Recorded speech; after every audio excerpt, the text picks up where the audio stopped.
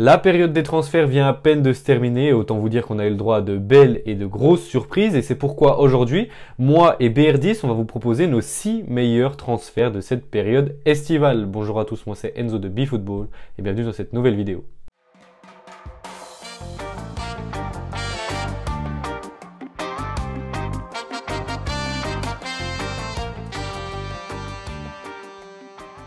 Bon, alors comme vous l'avez sûrement vu sur le titre de la vidéo, aujourd'hui c'est une vidéo un peu plus différente que d'habitude puisque tout simplement on est avec un invité spécial en la personne de BR10 que je vais laisser se présenter tout de suite. Yo la famille, merci pour l'invitation, ça fait plaisir d'être sur cette très belle chaîne YouTube. On va parler transfert et mercato aujourd'hui, merci, j'espère que vous allez m'accueillir comme il se doit dans les commentaires. Et n'hésitez pas à liker la vidéo pour le récompenser de son travail les gars, il est jeune, il fait du très bon boulot. Donc je viens pour lui donner un peu de visibilité, donc faites de même les gars, mettez-lui un petit like, un petit commentaire. Et si vous voulez aussi aller voir ma chaîne, c'est un petit peu pareil, c'est du foot, c'est de l'actualité. Donc voilà, on vous a préparé une très belle vidéo et j'espère que ça vous plaira. Merci pour tous les commentaires. Si vous voulez aller voir sa chaîne, je vous mets tout ça en description, je vous mettrai aussi ses réseaux sociaux. Et puis c'est parti. Donc, pour le concept, c'est assez simple, vous l'avez vu dans le titre. On va vous présenter nos 6 meilleurs transferts de ce mercato, mais surtout les transferts qui nous hype le plus. Parce que voilà, si on faisait les transferts, les meilleurs transferts tout simplement d'un point de vue rentabilité, ça aurait été un peu trop simple. Voilà, on aurait direct capté Haaland, Lewandowski ou quoi. Mais là, on va surtout parler des transferts coup de cœur et qui nous hype le plus. Alors, je vais commencer mon premier joueur. Du coup, je vous préviens déjà, ce ne sera pas sous la forme d'un top parce que sinon, c'est un peu plus compliqué. Donc, mon premier joueur, eh bien, c'est Gabriel Jesus. Après quelques saisons à Manchester City où il a eu du mal à s'imposer, il a enfin trouvé un club pour s'épanouir qui est Arsenal. Alors, il s'est engagé là-bas pour à peu près 52 millions d'euros. Et franchement, quand on voit le début de saison, c'est assez exceptionnel. 4 matchs, 2 buts et 3 passes décisives. Alors au moment où on s'enregistre, il y aura un match là dans 1h30 à peu près contre Aston Villa. On verra s'il va marquer, mais en attendant, il réalise une saison exceptionnelle. Qu'est-ce que t'en penses? Gabriel Jesus, ouais, moi je suis très fan. Guardiola l'a un peu sous-utilisé pour moi, pardon. C'est un très bon joueur, mais on connaît Guardiola, il aime bien faire tourner l'effectif, il aime bien avoir beaucoup de concurrence.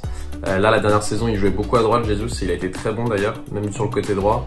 Et là, Arsenal, il est vraiment venu pour être le pilier de l'équipe, pour vraiment que l'équipe joue pour lui.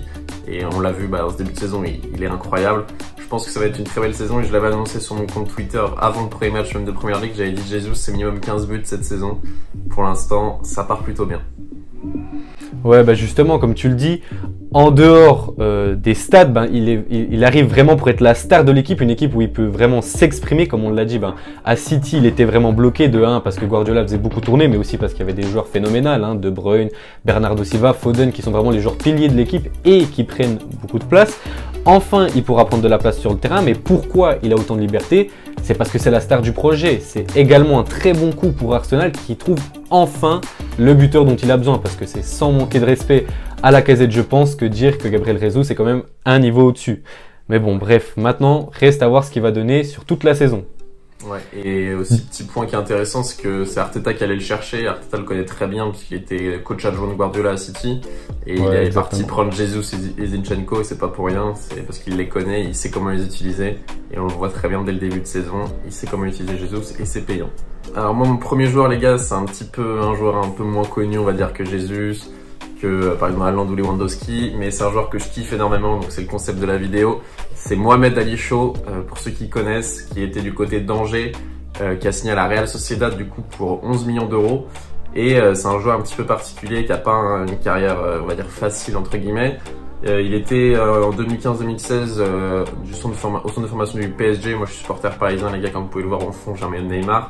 Après, en fait, il était plus intéressé par la première ligue. Du coup, il est parti en formation à Everton, où il a fait une année en vraie formation, puis 3 ans en contrat professionnel. Et après, il est parti du côté d'Angers, et maintenant il a signé à la Real Sociedad. Et c'est un joueur qui, je vérifie son âge avant de dire une connerie, ouais, il est né en 2004, donc il a 18 ans. Donc à 18 ans, il a déjà fait autant de clubs, il a autant d'expérience, c'est une dinguerie en vrai. C'est un ailier droit, il est gaucher, il est très technique, mais il a un très bon pied droit. En Ligue 1, il m'a impressionné, donc c'est pour ça que je vous en parle. Et moi, j'espère qu'il va faire une belle saison avec la Real Sociedad. Il part pas pour être titulaire pour l'instant. Il y a eu 3 matchs de Liga, il a 95 minutes de temps de jeu. Donc il a eu une titularisation et 2 remplaçants. Donc c'est à lui de gagner sa place, mais là il y a le départ d'Ishak de la Real Sociedad, donc ça libère une place en attaque. J'espère qu'il va faire une très belle saison et que d'ici 1 an ou 2, il va revenir dans son club de base qui est le Paris Saint-Germain. Ouais, bah écoute, moi je pourrais pas trop t'en parler parce que j'ai pas trop suivi Angers l'année passée, puis c'est pas forcément un joueur, enfin je le connais de vue d'assez loin, enfin je l'ai vu sur quelques matchs, surtout voilà, sur quelques matchs de Ligue 1 vraiment, mais j'ai dû voir je pense 1 ou 2 matchs de lui l'année passée. Mais en tout cas, vu ce que tu me dis, ça a l'air d'être un joueur assez prometteur et on espère qu'il va cartonner à la Sociedad. Ouais, carrément. Après la vidéo, ou même ceux qui regardent la vidéo, n'hésitez pas à vous taper Mohamed Ali Chou Highlights, ou vous allez sur Footballia, qui est un site où vous pouvez regarder des matchs en replay, et vous tapez un petit peu de Mohamed Ali Chou, vous allez tous tomber amoureux, c'est certain. Voilà. J'irai faire ça aussi. Alors maintenant on passe du coup au 3e joueur de la vidéo, mon 2e joueur. Alors c'est de nouveau, c'est un peu différent hein, de ce que fait Berdis, moi c'est quand même des gros transferts. Mais c'est Tchouaméni, alors comme vous le savez tous, je suis supporter du Real Madrid. Alors c'était pas forcément un transfert qui me hypait forcément quand il a signé. Mais maintenant que Casemiro est parti, vraiment ça me hype de voir comment il va réussir à le remplacer. Alors il arrive de Monaco pour 80 millions, c'est un gros transfert, pour moi c'est un peu trop cher. Mais bon, avec la concurrence contre le Paris Saint-Germain et Liverpool, ça fait monter les enchères. C'est pas étonnant que ça arrive à ce prix. Mais sa valeur marchande, si je me trompe pas, sur Transfermarkt, elle est à 60 millions. Après pour le Real Madrid, vous me direz, c'est pas non plus incroyable de dépenser 80 millions. Mais en tout cas, quand je dis que c'est intéressant pour remplacer Casemiro, qu'on s'entende bien, c'est pas du tout le même profil et c'est pour ça que ça m'intéresse. Mais ceux qui s'inquiètent vraiment par rapport à ça, eh bien j'ai envie de dire de 1, quand Casemiro est arrivé et qu'a pris la place de titulaire, il remplaçait Xabi Alonso, c'était pas du tout le même profil. Et en même temps, Tchouaméni, quand on regarde son début de saison, en tout cas depuis le départ de Casemiro, franchement pour moi il est assez bon et il level up de plus en plus. Dis-moi qu'est-ce que t'en penses, Berdis? Ouais, moi Tchouaméni, comme tu l'as dit, j'aurais bien aimé qu'il signe au Paris Saint-Germain. Tu le sais, au PSG on est en recherche de milieu de terrain. Sûr. Même si là, à ce mercato-là, au final, on a réussi à en choper quelques-uns. Forcément, c'est un prix plus élevé, mais ça se comprend au vu de la concurrence et au vu du potentiel du joueur, au vu de son jeune âge. Donc ça, il n'y a pas de souci. En équipe de France, quand il a joué, il était très bon, donc il a prouvé qu'il avait le talent pour jouer des matchs à haute intensité, parce qu'il faut savoir qu'il n'a pas d'expérience vraiment en Champions League, etc. Donc l'équipe de France, c'était le seul moyen de savoir s'il avait, on va dire, les épaules pour les gros matchs. Il l'a prouvé, il est arrivé au Real. Au début, là on est qu'au début de saison, mais son premier match, on va dire que c'était un peu compliqué. Et c'est normal, t'arrives au Real, la pression que t'as, c'est le plus grand club du monde. T'as forcément une pression de ouf sur les épaules. Mais ouais, moi Tchouaméni, j'ai aucun doute sur lui, en tout cas sur sa carrière, j'ai aucun doute sur le fait qu'il va être très très bon. Tu vois, il y a des pépites, des fois tu peux avoir des petits doutes, tu dis ouais, autant ça peut virer très bien, autant à tout moment ça vire au vinaigre et la carrière va pas être si folle. Pour moi, Tchouaméni, c'est tellement un crack que j'ai aucun doute sur le fait qu'il s'impose au Real. Et même si ça me fait mal de le dire, je pense que pour lui, c'est un bon choix de carrière. Même si j'en doutais, vu que Casemiro part, au final, c'est un très bon choix de carrière qu'il a fait. Ouais, exactement. Mais après, quand même, moi, s'il y a un petit truc qui m'inquiète, alors d'un point de vue niveau, comme tu l'as dit, aucun problème, on sait qu'il a l'expérience pour les gros matchs, notamment avec l'équipe de France. On aurait pu justement se poser des questions. Moi, en tout cas, je m'en posais quand Camavinga était arrivé, puisque voilà, il avait joué en Champions League, mais vraiment pas beaucoup. Ouais. Mais comparé à Tchouaméni, vraiment, on sent vraiment qu'il y a de la solidité. Mais s'il y a un petit truc qui m'intéresse, c'est vraiment son adaptation au style de jeu du Real Madrid. Et ça peut m'inquiéter parce que quand Casemiro était arrivé au Real Madrid, il avait eu un petit temps d'adaptation, puis après, Xabi Alonso était parti. Et donc moi, comme je l'avais déjà dit sur ma vidéo sur Casemiro, si Casemiro devait absolument partir, j'aurais préféré qu'il parte l'année prochaine. Mais bon, quand on voit le début de saison qu'il fait, bien sûr, c'est quelques matchs, ça s'annonce bien. Après, reste à voir ce qui va se passer sur le long terme. Ouais, je comprends. Mais bon. Avec une année d'adaptation, pardon, ça aurait été mieux pour Tchouaméni. Mais justement, là, ça lui rajoute un petit challenge. Il va être un petit peu en concurrence, même si c'est pas exactement le même profil avec Camavinga. Et t'as aussi Kroos qui peut jouer 6, même si Kroos en 6, c'est pas non plus l'assurance tout risque. Mais justement, là, il est directement dans le bain, ça a lui de prouver directement, donc c'est encore plus intéressant. Deuxième joueur du Borussia Dortmund, les gars, Nico Schlotterbeck, que vous connaissez sûrement. Il a 22 ans, il est né en 1999, donc il va sur ses 23 ans. Du coup, Dortmund l'a acheté combien? Ils l'ont acheté pas très cher, en plus 20 millions pour ce qu'il apporte dans le jeu. Si vous regardez d'un point de vue statistique, sans regarder les matchs, etc., c'est le défenseur qui est le meilleur dans les passes en Europe. Donc si vous prenez toutes les stats de passes, c'est-à-dire passes réussies, passes longues, etc., vous faites une moyenne, c'est le meilleur dans les passes. Il est très agressif et en fait, Dortmund est venu le choper. Et il jouait seulement à Fribourg, alors sans manquer de respect, c'est pas un club qu'on pense vraiment très fort ou qu'on attend vraiment dans le haut du championnat ou Bundesliga. Ils l'ont chopé pour 20 millions, il en vaut déjà le double maintenant. Il a fait déjà 4 matchs au Bundesliga, il n'a pas raté une seule minute. Et il est vraiment très très bon, moi qui ai bien suivi Dortmund là en ce début de saison. Il est vraiment très très très bon. Et je peux vous assurer que vu son jeune âge et vu qu'on sait que Dortmund ils aiment bien acheter des joueurs pour les revendre très cher plus tard, je peux vous assurer qu'il va pas faire plus de 2 saisons à Dortmund s'il continue comme ça, qu'il va pas faire plus de 2 saisons à Dortmund avant de signer dans un très grand club. Donc Nico Schlotterbeck, les gars, suivez-le, il est très très fort. Ouais, alors franchement, j'ai pas trop suivi l'année passée, mais sur ce que j'ai vu ce début de saison, ça a l'air franchement pas mal. Et même si c'est pour parler de Dortmund en général, si on regarde la défense qu'ils auront cette année, bon, il y a Manuel Akanji qui devrait apparemment partir du côté de Manchester City. Oui. Mais on a Ginter qui est arrivé, Schlotterbeck, on a déjà du coup Mats Hummels. C'est 3 défenseurs de... Ouais, puis Soule, bien sûr, il m'est sorti de la tête. Ça fait 4 défenseurs centraux de classe mondiale. Enfin, certes, voilà, Schlotterbeck est encore un peu jeune et a de l'expérience à prendre, même s'il est déjà très très bon. Enfin, franchement, la défense, ça s'annonce incroyable. Bon, malheureusement, comme vous l'avez remarqué, la caméra de BR10 a bugué. On n'a pas pu s'en rendre compte pendant le tournage et du coup, pour finir cette vidéo, eh bien, on va présenter nos 2 derniers transferts, chacun de son côté. Et donc moi pour ce dernier transfert de la vidéo, je vais un peu tricher, c'est pas un transfert mais plus un mercato, et donc celui du PSG, comme vous l'avez vu c'est la première fois depuis longtemps qu'on a vraiment l'impression que l'ère bling bling est enfin terminée.